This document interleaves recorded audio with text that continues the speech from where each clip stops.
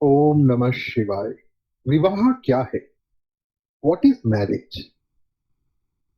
Marriage actually is two predestined souls coming together in the higher pursuit of God realization by empowering each other in each other's evolution of consciousness. अब अगर हम इसको सरल शब्दों में समझने का प्रयास करें, विवाह एक बहुत ही पवित्र एकात्मता है,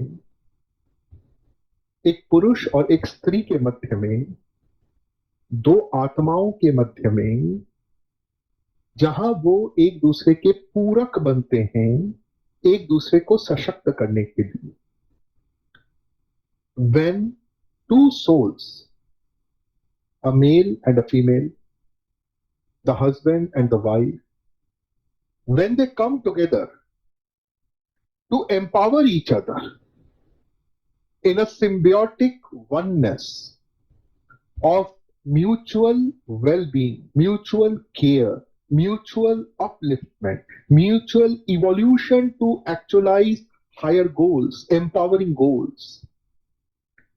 That relationship of symbiotic mutual empowerment is marriage. वह आध्यात्मिक एकात्म संवेद, वह आध्यात्मिक एकात्म संबंध जो एक पुरुष और स्त्री को एक दूसरे के प्रति लॉयल बनाए, ऑनेस्ट बनाए, ट्रांसपेरेंट बनाए, ताकि आजीवन अगले 40 से 60 साल वे पति पत्नी एक दूसरे को निस्वार्थ, निर्भीक, निरअहंकार, निर्विचार, अनासक्त भाव से सशक्त करने का प्रयास करें। पत्नी अपने पति के हित को सर्वोपरि रखे, पति पत्नी के हित को सर्वोपरि रखे, और दोनों मिलकर संतान के हित को सर्वोपरि रखे। इस प्रकार से जब एक निस्वार्थ वातावरण बनता है, जिसमें हम अपने मैं मेरा मुझे से ऊपर उठकर अपने राष्ट्र, अपने धर्म, अपनी संस्कृति, अपने संतान के भविष्य को अग्रणी रखते हुए एक श्रेष्ठ जीवन जीते हैं, एक दूसरे को सशक्त करने का पॉजिटिव वे ऑफ लाइफ चुनते हैं, उसको विवाह कहते हैं।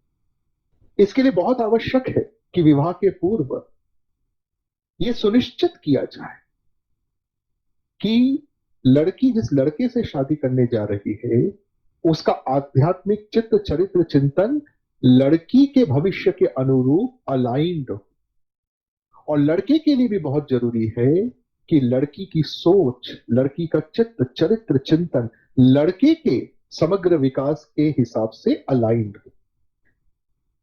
The positive spiritual energies of the two soul of the prospective bride and the groom should be aligned.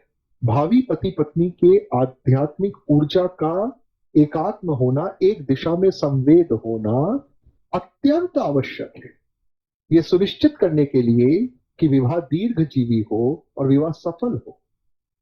Only when the spiritual energies, the native spiritual energies of the bride and the groom are aligned, that the longevity of the marriage, the success of the marriage is guaranteed.